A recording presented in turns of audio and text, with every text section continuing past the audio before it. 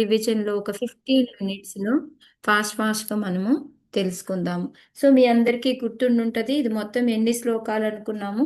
65 శ్లోకాలు. Next chapter ఇంకా పెద్దది మాతాజీ, 85 శ్లోకాలు. సో ఈ చాప్టరే మనకి ఆల్మోస్ట్ 10 days దాకా పట్టేసింది. సో ఈ చాప్టర్లో ఏంటి అంటే మనకి పురంజనుడు స్త్రీ జన్మనెత్తుట అనమాట.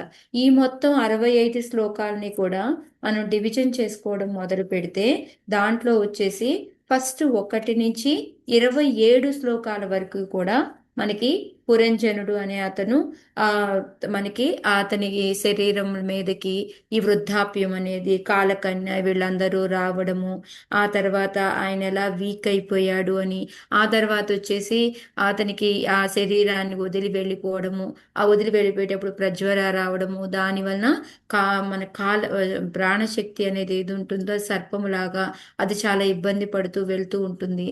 కానీ ఎప్పుడైతే శరీరాన్ని వదిలి ఈ శరీరాన్ని అంటే మన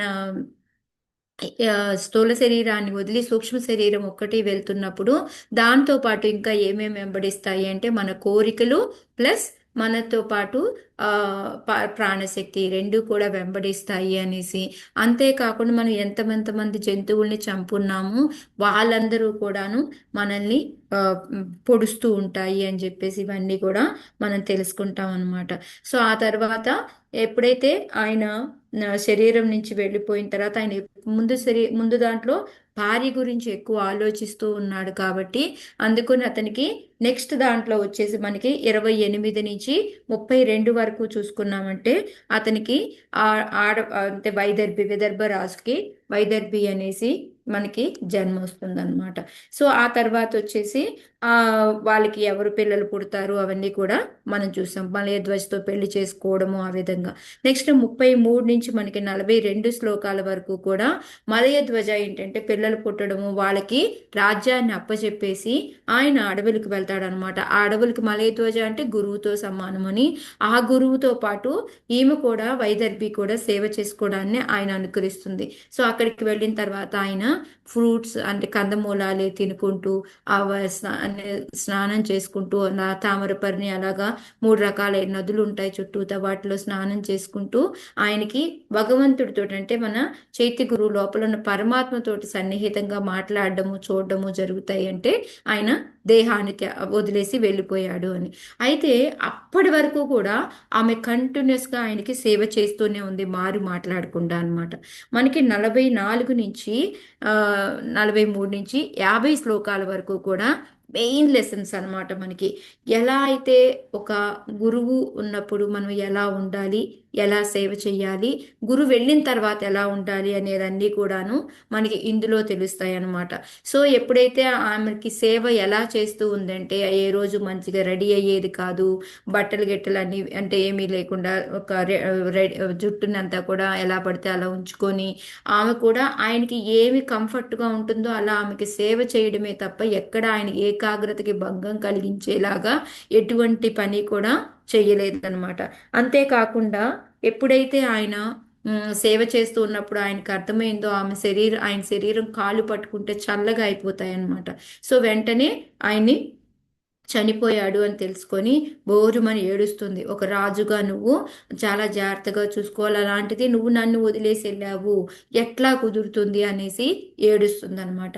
ఏడ్చిన తర్వాత ఆమె మళ్ళీ ఆ కొంతసేపటికి తేరుకొని ఆయనకి చితి ఏర్పరిచి తను కూడా వెళ్ళబోతూ ఉంటుందన్నమాట.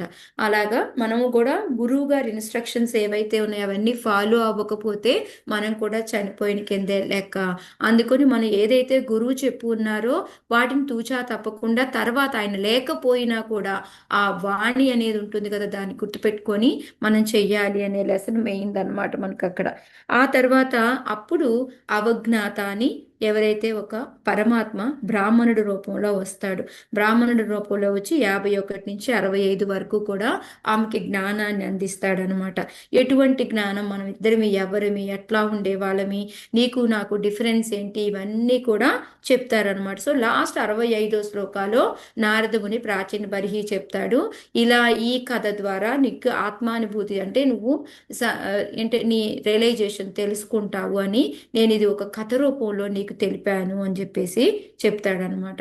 సో ఇది మనకి ఈ చాప్టర్లో డివిజన్ చూసుకుంటే 1 నుంచి 27 పురంజనుడు చనిపోవడం, అది 28 నుంచి 32 వరకు కూడా పురంజనుడు మళ్ళీ ఆడజన్మ ఎత్తుకొని విదర్భరాజుకు వైదర్భిగా జన్మ తీసుకొని పెళ్లి చేసుకోవడం ఉంటుంది.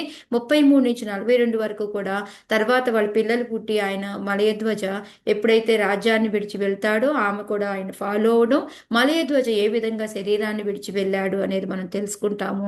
43 నుంచి 50 శ్లోకాల వరకు కూడా ఆమె ఏ విధంగా ఆయనకి సేవ చేసింది, ఆయన చనిపోయిన తర్వాత ఆమె ఏ విధంగా బాధపడింది అనేది మనం తెలుసుకుంటాం అన్నమాట. మన కర్తవ్యం ఏంటి అనేది తెలుస్తుంది.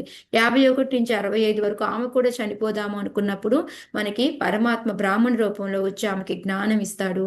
సో ఇదంతా కూడా ప్రాచీన బర్హికి నారదులు వారు చెప్తారనమాట. సో ఇప్పుడు మనం రివిజన్ లాగా తీసుకొని మనం వెళ్తే ఫస్ట్ మనకి నారదులు వారు చెప్తారనమాట. ప్రాచీన బర్హి ఎప్పుడైతే వాళ్ళ అక్కడ నుంచి ఇంకా భయము అనేది ఏదైతే ఉందో, యవ్వన అనే భయము, ప్రజ్వర, కాలకన్య, ఇవన్నీ కూడా యవనరాజు యొక్క సైనికులు అంటే వ్యాధులు అనమాట. కాలకన్య అంటే వృద్ధాప్యం, ప్రజ్వర అంటే మనకు తెలుసు వాళ్ళ ఇది వేడి అనమాట. సో ఇవన్నీ కూడా ఆ బాడీలో తిరగడం మొదలు పెట్టాయి అనమాట. ఎప్పుడైతే అలా తిరగడం మొదలు పెట్టాయో అలా తిరుగుతూ తిరుగుతూ చివరికి పురంజనుడి అటాక్ చేస్తాయి అనమాట. ఎందుకు అంటే పురంజనుడు ఆ ఇంద్రియ భోగంతో ఆయన హాయిగా ఎంజాయ్ చేస్తూ ఇంకా ఒక ముసలి సర్పంతో పాలించబడుతున్నాడు అనమాట. వెళ్ళి వీపులు ప్రచండ వేగంతో ఆయన మీద దాడి చేశారు. దాడి చేసినప్పుడు ఏం జరుగుతుంది అంటే వాళ్ళకి ఈ కాలకన్య ఈ వృద్ధాప్యం యొక్క ఏదైతే ఉందో ఇంకా బాడీ అంతా పనికి రాకుండా పోయిందనమాట. అంటే ఏదైనా చేద్దాము అన్న శక్తి లేకుండా పోతుందన్నమాట. ఒకటి జబ్బులు రావడం వరకు, ఇంకోటి వృద్ధాప్యం వలన, ఈ రెండు ఏవైతే ఉన్నాయో. సో ఇప్పుడు మనం వీటి నుంచి తప్పించుకోవాలి అంటే ఏం చేయాలి? మనకి ప్రపాదుల వారు ఈ 2, 3 శ్లోకాల్లో అదే చెప్పారు. ఎవరికైనా గుర్తుందా ఏం చేయాలి మనం? హరే కృష్ణ. భక్తి నామస్మరణ. మెయిన్గా మనకి ముందు నుంచే మన లైఫ్ని అంటే ఏమంటారు, ట్రైనింగ్ ఇచ్చుకుంటూ రావాలి. మనకి బ్రహ్మచర్యం 25 ఏళ్ల వరకు ఆ విధంగా ట్రైనింగ్ చేస్తే మనకి సరైన నాలెడ్జ్ అని ఉంటుంది. లేకపోతే ఏమవుతుందంటే మనం ఎంత ఈ వృద్ధాప్యం నుంచి తప్పించుకోవాలి అంటే మనం ఎంత సెక్స్ లైఫ్ ఎక్కువ ఎంజాయ్ చేస్తూ ఉంటామో అంత వృద్ధాప్యం మన మీదకి వస్తూ ఉంటుంది. ఇది తప్పించుకోవాలి అంటే మనకి ముందు నుంచి మనం పిల్లలకి ట్రైనింగ్ ఇస్తూ ఉండాలి అనేది మెయిన్ లెసన్ అనమాట మనం ఇక్కడ నేర్చుకోవాల్సింది. సో ఆ వృద్ధాప్యం తప్పించుకోవాలంటే ఏంటి అని ప్రపాదుల వారు మనకి చెప్పారనమాట.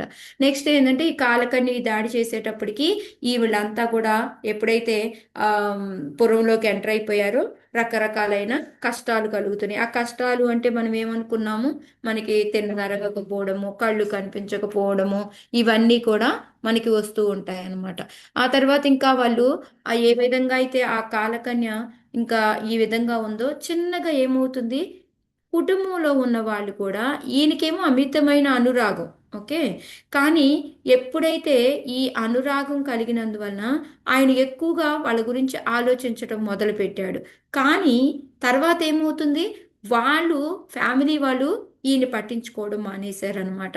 సో అక్కడ మెయిన్గా మనం తెలుసుకోవాల్సిన లెసన్ ఏంటి అంటే మన ఫ్యామిలీలో వాళ్ళు మనము ఏమిస్తున్నామో దాన్ని బట్టి మన మీద ప్రేమ అనేది చూపిస్తూ ఉంటారనమాట.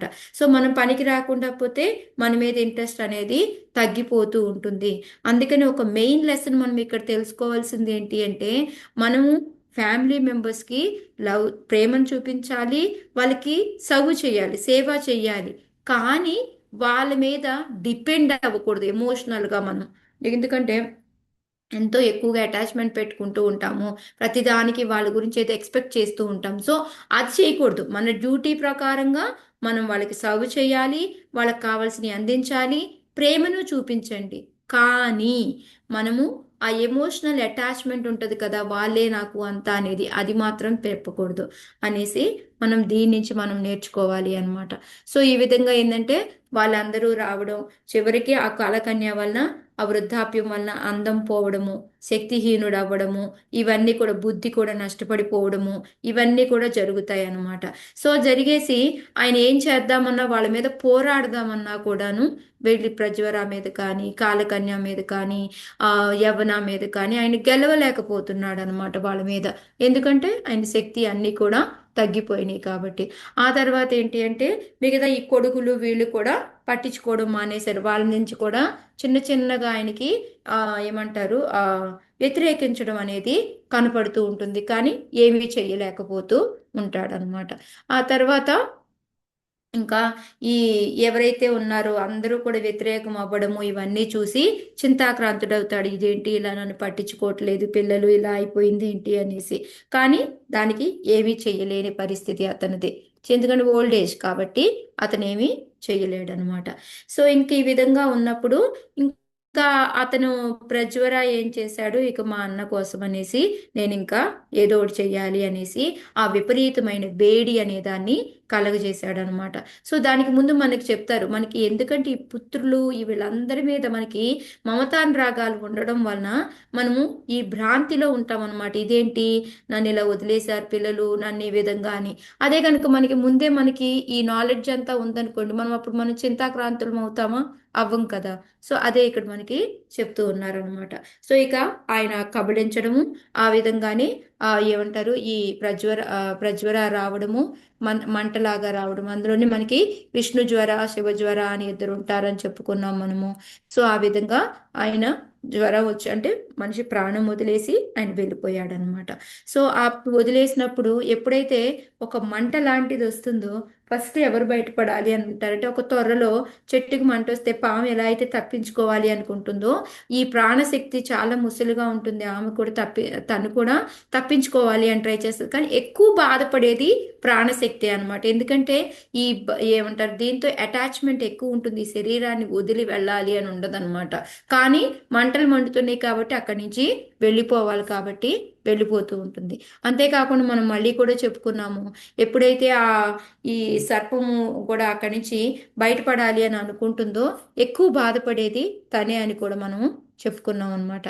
ఆ తర్వాత వచ్చేసి ఇంకా ఆ ఈ వీళ్ళందరూ కూడా ఈ గంధర్వులు అంటే ఈ సైనికులు ఎవరైతే ఉన్నారో వీళ్ళందరూ కూడా ఏంటంటే ఆ లోపల ఉన్న ఈ ఆ, ఆత్మ ఏదైతే ఉంటుందో దాన్ని, స్థూల శరీరాన్ని తీసుకొని బలవంతంగా వెళ్తూ ఉంటారు.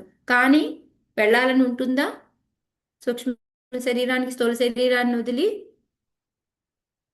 లేదు మాతాజీ, వెళ్ళాలని ఉండదు. అస్సలు వెళ్ళాలని ఉండదు.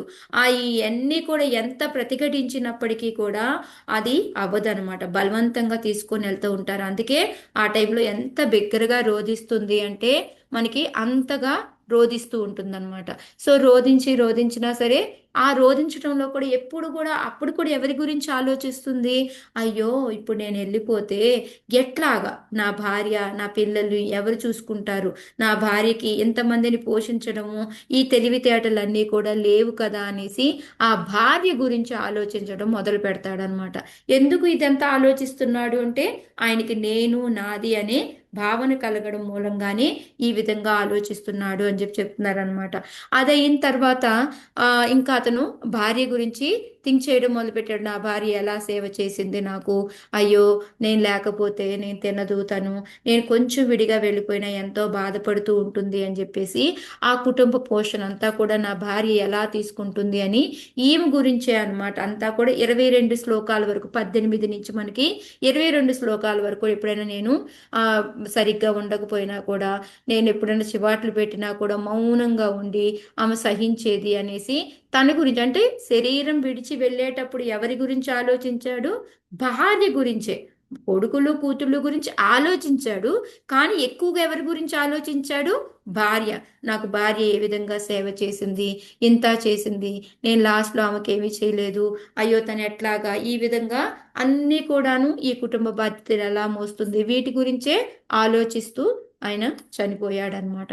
సో అందుకనే మనకి ప్రభుపాదుల వారు దాంట్లో ఏం చెప్పారు, లాస్ట్లో మనము అంతకాలేచ మామేవ స్మరణ ముక్త్వా కళేవరం, ఎవరి గురించి ఆలోచిస్తామో ఆ లైఫ్ మనకు వస్తుంది అనేసి. సో ఈ విధంగా ఏంటంటే ఆయన ఎక్కువ వాళ్ళ భార్య గురించి ఆలోచిస్తూ ఉన్నాడు కాబట్టి నెక్స్ట్ లైఫ్ లేడీ, అంటే నెక్స్ట్ లైఫ్ అంటే ఇమీడియట్ గా నెక్స్ట్ లైఫ్ ఏం కాదు, దానికి తగ్గ లైఫ్ వచ్చే వరకు ఉండి కొన్ని రోజులు అనుభవించి ఆ తర్వాత వచ్చిందనమాట. సో ఇంకా ఈ విధంగా ఆయన శోకించి మెయిన్ గా మనకి ప్రపాదలో 22 శ్లోకాల్లో చెప్తారు కృపణత్వ బుద్ధి. ఆ కృపణత్వ బుద్ధి అనేది మనలో ఉండకూడదు. మనం ఎప్పుడైతే అర్జునుడిని కూడా కృష్ణుడు తిడతాడు, ఈ కృపణ బుద్ధి నీకు ఎలా వచ్చింది అనేసి. సో మనం ఎప్పుడూ కూడా భగవంతుడి గురించి ఆలోచించడము, నెక్స్ట్ లైఫ్కి మనం ఏం చేస్తే బాగుంటుందని అవి ఆలోచించాలి కానీ మనం చనిపోతా కూడా ఈ ఫ్యామిలీ వాళ్ళ గురించి ఎక్కువ ఆలోచించకూడదు అనేది మెయిన్గా మనకి ఈ శ్లోకం ద్వారా మనకి ప్రపాదులు వారు చెప్పాలి అని అనుకున్నారనమాట. ఇంకా అక్కడి నుంచి ఎప్పుడైతే యవనుడు వచ్చేసి ఇంకా మృత్యు రూపంలో అయిపోయి ఇప్పుడు భయరూపం అయిపోయి మృత్యు రూపంలో వచ్చి ఆయన్ని పశువుని లాక్కెళ్ళినట్టుగా ఆయన సూక్ష్మ శరీరాన్ని తీసుకొని వెళ్ళిపోతూ ఉంటే ఆయనతో పాటు అనుచరులు ఫాలో అయ్యారు. అనుచరులు ఎవరు అంటే కోరికలు, ప్రాణశక్తి అనుకున్నాం. కోరికలు ఎంత ఉంటాయి? ఓ చాంతాడంత ఉంటాయి అనమాట. సో అవన్నీ కూడా అందుకే మనకి మనసు, బుద్ధి, అహంకారం ఈ మూడు కూడా మనతో పాటు, ఎందుకంటే మనసుతో పాటు కోరికలు వస్తాయి, బుద్ధి ఉంటుంది, దాన్ని ఎలా కోరికలు తీర్చుకోవాలి అనే బుద్ధి అంతా కూడా మన ఫాలో అవుతూ ఉంటుంది, అహంకారం ఉంటుంది అనమాట. సో ఈ మూడు కూడా వాటిని ఫాలో అయిపోతూ వస్తూ ఉంటాయి అన్నమాట. సో ఇంకా ఎప్పుడైతే ఆయన తీసుకొని వెళ్తూ ఉన్నాడో ఈ ఎన్ని జీవుల్ని అయితే చంపున్నాడో ఆయన, వాళ్ళందరూ కూడాను ఆయన్ని పొడవడం మొదలు పెట్టాయి అన్నమాట. ఈ విధంగా ఆయన లైఫ్ ఎలాగా ఆయన వెళ్ళేటప్పుడు ఎంత బాధగా, ఎందుకంటే మనం చెప్పుకున్నాం కూడా మొన్న మనము శరీరాన్ని వదలడానికి ఎంత బాధపడుతూ ఉంటామో అంత కష్టంతో మనం యమరాజు దగ్గరికి వెళ్తాం. కొంతమంది సునాయాసంగా వెళ్ళి వెంటనే పనిష్మెంట్ పొందుతారు, కొంతమంది చాలా టైం పడుతుంది. ఇదంతా మనం ఎంత రోధించి మనం రావడానికి ఎంత బలవంతంగా మనం లాక్కెళ్ళి వెళ్తూ ఉంటారో అంత టైం పడుతుంది అని కూడా మనం చెప్పుకున్నాం అనమాట. సో ఇక్కడ మళ్ళీ నెక్స్ట్ వీళ్ళు ఆ విధంగా ఆ పురంజరుణ్ణి తీసుకొని వెళ్తూ ఉంటారు. ఈ యజ్ఞాలు ఇవన్నీ కూడా, ఇవంతా కూడా మనకి 27 శ్లోకాల వరకు కూడా వస్తుందన్నమాట. సో ఆ యముడి దగ్గరికి వెళ్ళిన తర్వాత ఆయనకి ఏంటంటే అనేక రకాలైన ఆ ఏమిటి ఈ అనేక రకాలైన జన్మలు ఎత్తుతూ ఉంటాడనమాట. సో లాస్ట్లో వచ్చేసి ఆయన మళ్ళీ ఈ స్త్రీ గురించి ఎక్కువగా ఆలోచిస్తూ ఉన్నాడు కాబట్టి ఆయనకి లేడీ జన్మ, విదర్భ యొక్క రాజు యొక్క కూతురుగా వైదర్భి కింద ఆయన జన్మ తీసుకుంటాడు. సో అక్కడి నుంచి మళ్ళీ 28 నుంచి మనకి 32 శ్లోకాల వరకు కూడా ఎప్పుడైతే ఆమె జన్మ తీసుకోవడము, ఆ తర్వాత ఆయనకి ఆమె వచ్చేసి స్వయంవరంలో మలయధ్వజని సెలెక్ట్ చేసుకోవడము. సో దీనికి మనం ఏం చెప్పుకున్నాము? మలయధ్వజని స్వయంవరంలో సెలెక్ట్ చేసుకుంది అంటే దానికి ఏమని చెప్పుకున్నాం? గురువు గారిని ఎంచుకోవడం. గురువు గారిని మనకి అనేక రకాలైన వాళ్ళు ఉంటారు, వాటిలో మనం సరైన గురువుని ఎంచుకోవడం అనేది మనకి ఉంది. సో మనం ఏం చేయాలి అంటే ఒక మంచి గురువుని, సో ఇప్పటి వరకు ఏంటి పురంజనుడిలాగా ఉండకూడదు, ఇలా ఫ్యామిలీ తోటి ఆసక్తి ఇవన్నీ కూడా ఉండకూడదు అనే ఎగ్జాంపుల్. ఇక్కడి నుంచి మనకి వైదర్భి స్టోరీ ఏదేని చెప్తుంది అంటే మనం ఎలా ఉండాలి అనేది, ఏం చెయ్యాలి అనేది మనకి ఇక్కడ చెప్తుంది. సో మనం ఆ పురంజనుడిలాగా ఫ్యామిలీతో వదిలేయమని చెప్పట్లేదు. సో దీనికి మొన్న నేను ఒక లెక్చర్లో ఒక స్టోరీ విన్నాను, నాకు చాలా అంటే నిన్న మాతయ్య చెప్పింది కూడా రిలేటెడ్ ఇది మనకి. అయితే ఒక ప్రభు ఉన్నారంట. మనం అనుకుంటాం కదా మనం ఈ కృష్ణ కాన్షియస్కి వస్తే ఫ్యామిలీ మీద అటాచ్మెంట్ తగ్గుతుంది అని, కానీ ఫ్యామిలీ మీద ఇంకా ప్రేమ మనకి పెరుగుతుంది. ఎందుకంటారు? అటాచ్మెంట్ పెరుగుతుంది, ప్రేమ పెరుగుతుంది, కానీ అది కరెక్ట్ అటాచ్మెంట్ ఏంటంటారు అది? వాళ్ళలో కూడా మనం పరమాత్మను చూస్తూ ఉంటాము. ఓకే, వన్ థింగ్ వాళ్ళలో కూడా పరమాత్మను చూస్తాము. ఇంకోటి అప్పుడు ఆ భావన కూడా మారుతుంది, కొంచెం విసుగుదలాలు కూడా ఉండవు. ఓకే, అట్లా వీళ్ళందరినీ కూడా మన మార్గంలోకి తేవాలనిపిస్తుంది మాతాజీ. ఓకే ఇంకా మీరు చెప్పండి, కరెక్ట్ మాతాజీ. ఇంకా ఓకే, అందరు చెప్తారని పడుకున్నారేమో అని లేపుతున్నాను.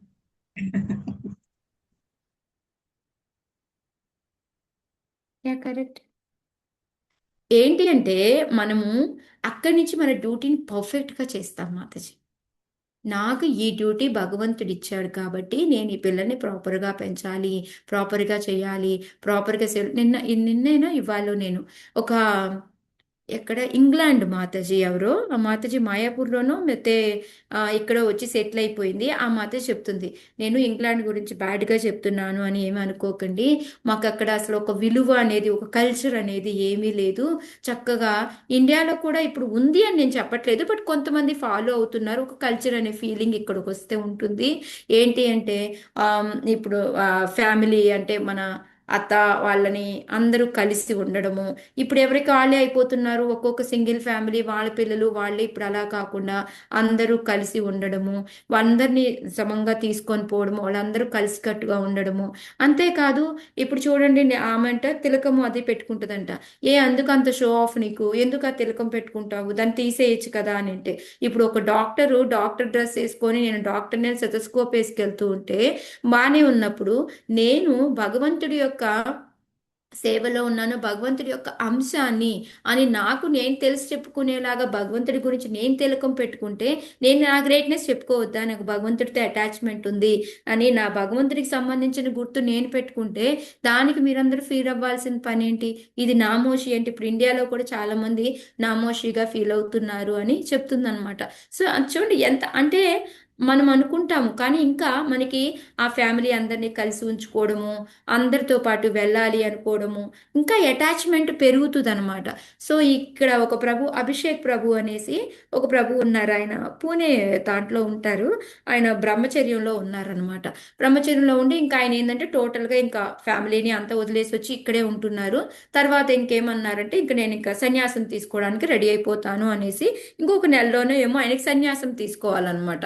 అయితే అయితే అప్పుడు సడన్గా ఆయనకి ఫోన్ వస్తుంది, వాళ్ళ ఇంట్లో వాళ్ళ అమ్మకి క్యాన్సర్ వచ్చేసింది, బాగాలేదు అనేసి. సో వాళ్ళ అక్క వాళ్ళు కూడా చూడడానికి ఎవరూ లేరు, అందుకని నువ్వు రావాలి అంటే అస్సలు వెళ్ళాలని లేదు ఈయనకి.